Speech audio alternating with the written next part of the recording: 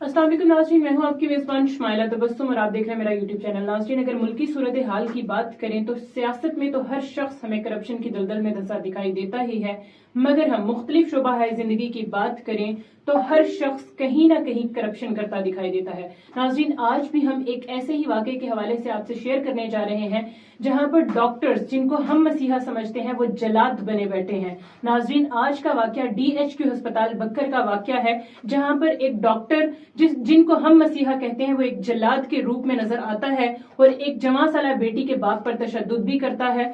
DHQ अस्पताल बक्कर में doctor के रूप में बैठा एक डॉक्टर नुमा, जिसकी कहानी हम आज आपसे शेयर करने जा रहे हैं। नाज़रीन, आप ये सुनकर हैरान होंगे कि डॉक्टर नुमा, जी हाँ, बक्खर की एक सैयद फैमिली का ये वाकया है जिनका ताल्लुक बक्खर से था और वहां पर एक शख्स जो है वो अपनी 12 साला बेटी को एम्बुलेंस में मुल्तान लेकर जा रहा था।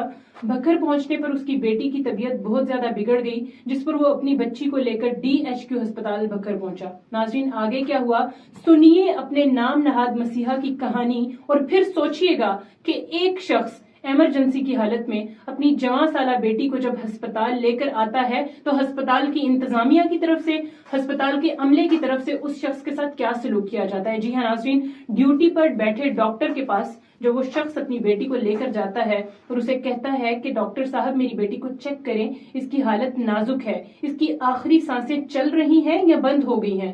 नाज़रीन, उस टाइम पर OPD में बैठा एक डॉक्टर नुमा, मैं डॉक्टर नहीं कहूंगी ऐसे शख्स को क्योंकि डॉक्टर नुमा वो एक जल्लाद था, उसने जरा तैश में आकर उस शख्स से कहा कि आप इस बेटी को वार्ड में लेकर जाएं।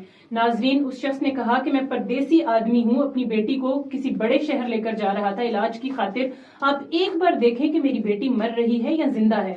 बेटी को वार्ड में लेकर जाओ, उसे एक बार फिर से इंस्ट्रक्शन दी जाती है।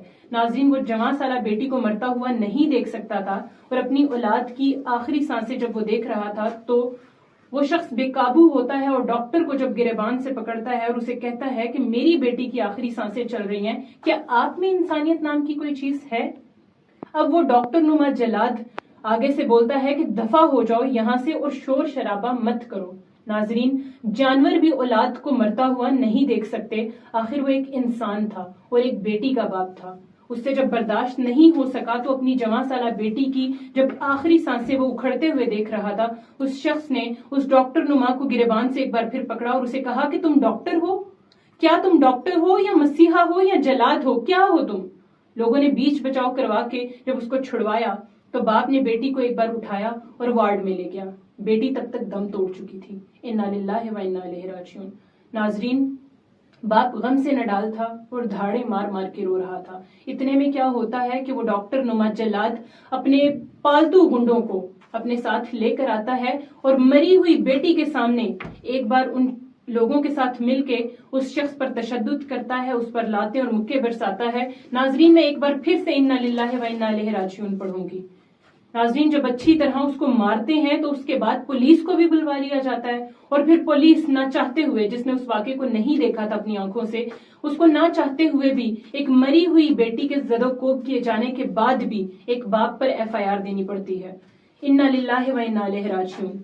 ये मैं आपको पुलिस का निजाम बता रही हूँ कि अस्पताल की इंतजामिया तो एक तरफ, फिर वो पुलिस वाले आते हैं और एक मरी हुई बेटी के बाप पर FIR करके चले जाते हैं। नाज़रीन, बेटी की मैयत के साथ उस टाइम तो बाप को शहर रवाना कर दिया जाता है कि कहीं मीडिया को पता चल गया तो कोई हंगामा न खड़ा हो जाए।